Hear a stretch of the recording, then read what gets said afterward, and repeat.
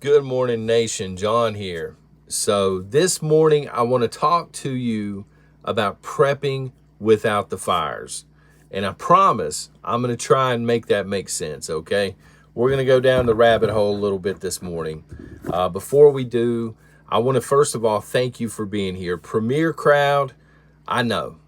Hang in there with me. By the end of this week, I'm shooting actually for next Monday. Next Monday morning, we should be live. We should have our live chat back. We'll see, okay? But just hang in there with me a little bit longer, and thank you for your patience. I want to let you folks know about shortages that are going on. We talked about this yesterday over on Patreon.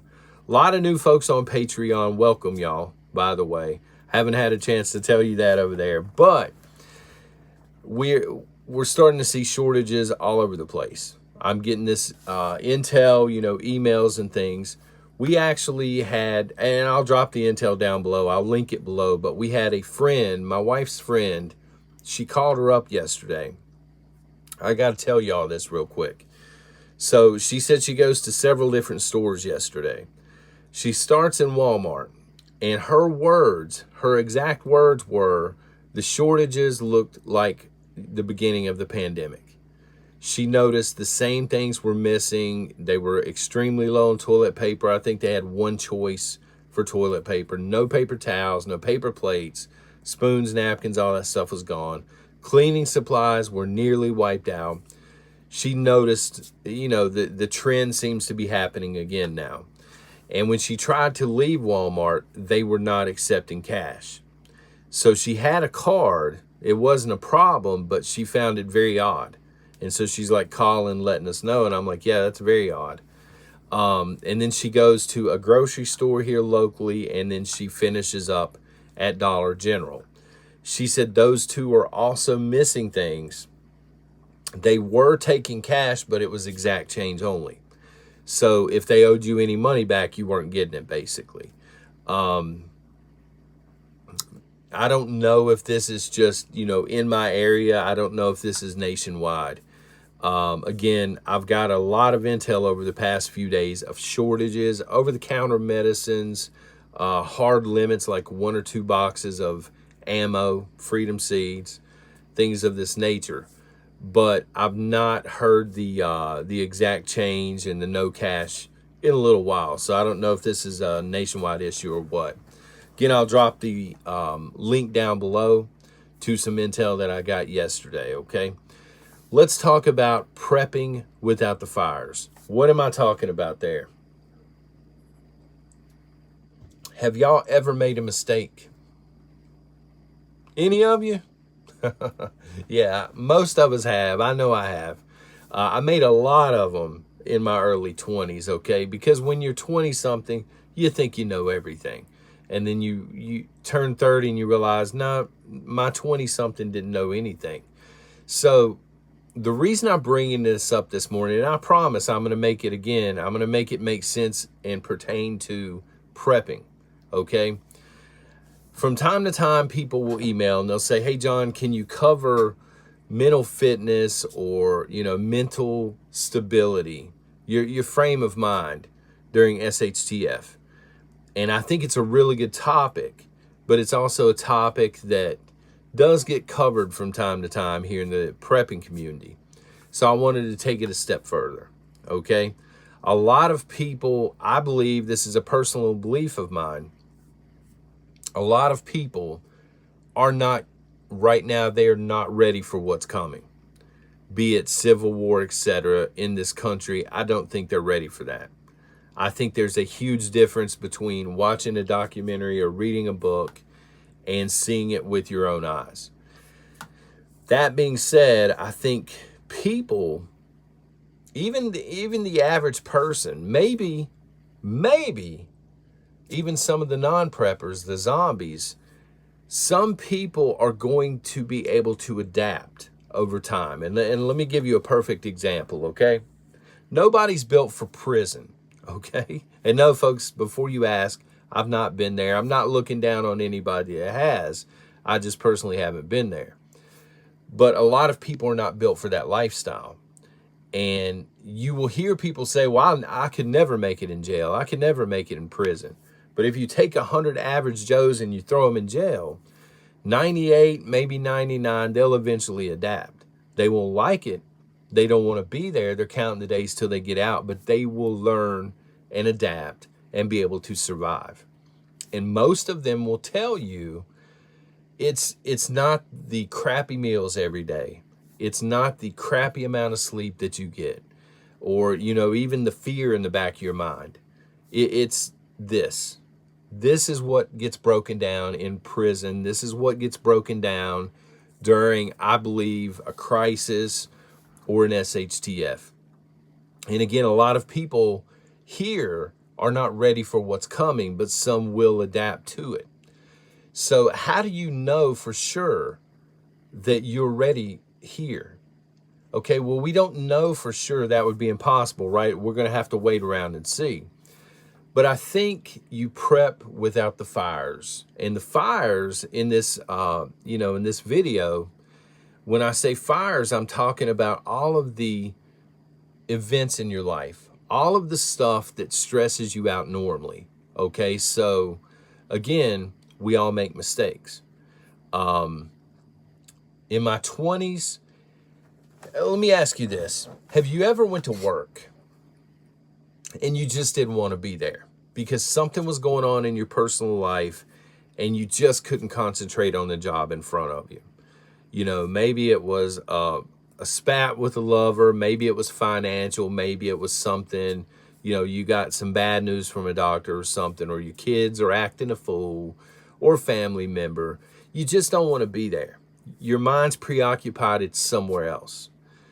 The point I'm trying to drive home this morning is having those preoccupations in your mind, they're not good for prepping during SHTF, because when the balloon goes up and we go Mad Max or we go Civil War or whatever we end up going, we're going something, folks. Your mind's going to have to be in it 1,000%. Otherwise, you're not going to survive. And you need to clean those fires up now.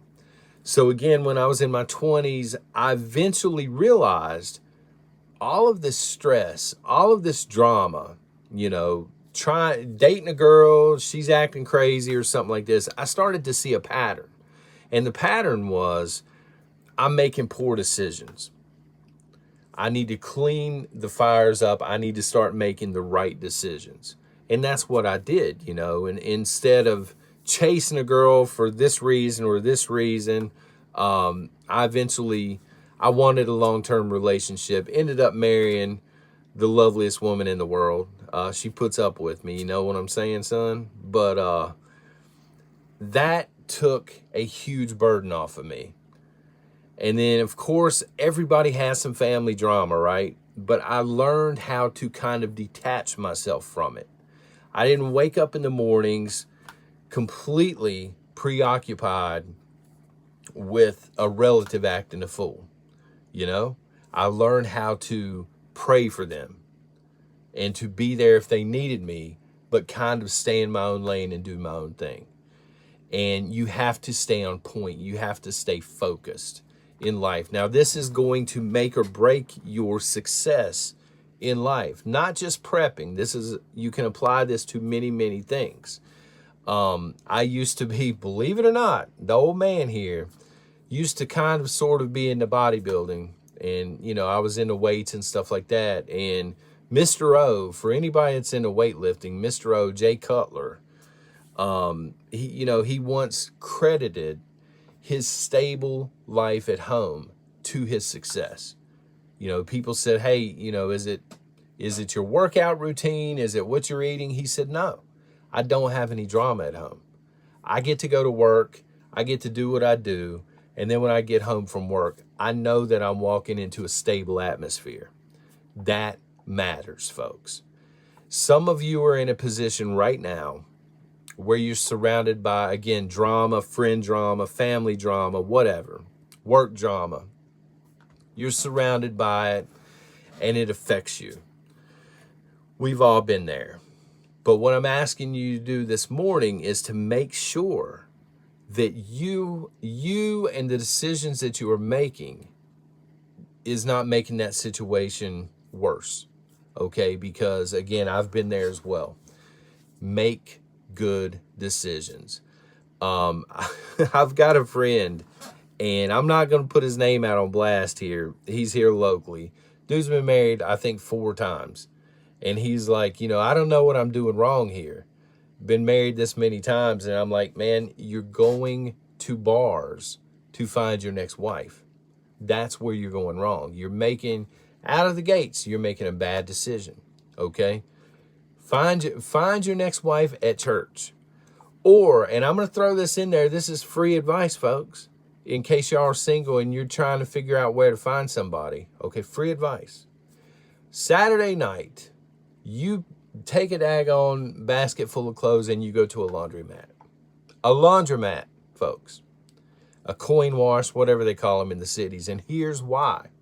If somebody is in the laundromat on Saturday night, while everybody else is partying, if they're in there being responsible and handling their business, that's a good individual. All right? That's a good start for you. And of course, again, church. So, and it doesn't have to be a religion thing. I'm not beating you over the head with religion, okay? I got a guy in my life. We were actually really close for a while. We worked together. We're still friends, but we don't work together anymore. His name's Luke. And he meditates. He doesn't pray.